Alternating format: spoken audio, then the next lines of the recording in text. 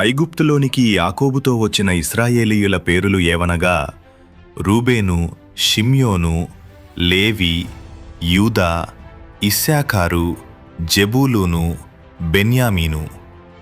దాను, Naphtali, గాదు, ఆషేరు. వీరిలో ప్రతివాడును తన తన కుటుంబముతో వచ్చెను. యాకోబు గర్భమున పుట్టిన వారందరూ 70 మంది. అప్పటికి యోసేపు ఐగుప్తులో ఉండెను.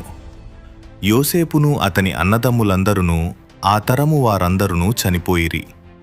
ఇశ్రాయేలీయులు బహుసంతానము గలవారై అభివృద్ధి పొంది విస్తరించి అత్యధికముగా ప్రబలిరి. వారున్న ప్రదేశము వారితో నిండియుండెను. అప్పుడు యోసేపును ఎరుగని క్రొత్తరాజు ఐగుప్తును ఏలనారంభించెను. అతడు తన జనులతో ఇట్లనెను: ఇదిగో, ఇశ్రాయేలు సంతతి అయిన ఈ జనము మనకంటే విస్తారముగాను బలిష్టముగాను ఉన్నది. వారు విస్తరింపకుండునట్లు మనము వారి ఎడల యుక్తిగా జరిగించుదము రండి. లేని ఎడల యుద్ధము కలుగునప్పుడు కూడా మన శత్రువులతో చేరి మనకు విరోధముగా యుద్ధము చేసి ఈ దేశములో నుండి వెళ్ళిపోదురేమో అనెను. కాబట్టి వారి మీద పెట్టిన భారములలో వారిని శ్రమపెట్టుటకు వెట్టి పనులు చేయించు అధికారులను వారి మీద నియమింపగా, వారు ఫరో కొరకు ధాన్యాదులను నిలువచేయు పీతోము, రామేసేసను పట్టణములను కట్టిరి. అయినను ఐగుప్తీయులు వారిని శ్రమపెట్టిన కొలది వారు విస్తరించి ప్రబలిది గనుక వారు ఇశ్రాయేలీయుల ఎడల అసహ్యపడిరి. ఇశ్రాయేలీయుల చేత ఐగుప్తీయులు కఠినముగా సేవ చేయించుకొనిరి. వారు ఇశ్రాయేలీయుల చేత చేయించుకొనిన ప్రతి పనియు కఠినముగా ఉండెను.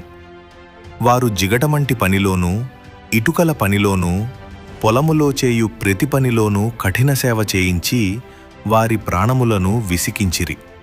మరియు ఐగుప్తురాజు షిఫ్రాపూయా అను హెబ్రీయుల మంత్రసానులతో మాటలాడి, మీరు హెబ్రీ స్త్రీలకు మంత్రసాని పని చేయుచు వారిని కాన్పు పీటల మీద చూచినప్పుడు మగవాడైన ఎడల వాని చంపుడి, ఆడుదైన ఎడల దాని బ్రతుకనీయుడి అని వారితో చెప్పెను. అయితే ఆ మంత్రసానులు దేవునికి భయపడి ఐగుప్తురాజు తమకాజ్ఞాపించినట్లు చెయ్యక మగపిల్లలను బ్రతుకనీయగా, ఐగుప్తురాజు ఆ మంత్రసానులను పిలిపించి, మీరెందుకు మగపిల్లలను బ్రతుకనిచ్చితిరి? ఈ పని ఏల చేసితిరి అని అడిగెను. అందుకు ఆ మంత్రసానులు, హెబ్రీ స్త్రీలు ఐగుప్తు స్త్రీల వంటి వారు కారు, వారు చురుకైన వారు. మంత్రసాని వారి యొద్దకు వెళ్ళకమునుపే వారు ప్రసవించియుందురు అని ఫరోతో చెప్పిరి. దేవుడు ఆ మంత్రసానులకు మేలు చేసెను. ఆ జనము విస్తరించి మిక్కిలి ప్రబలెను. ఆ మంత్రసానులు దేవునికి భయపడినందున ఆయన వారికి వంశాభివృద్ధి కలుగజేసెను.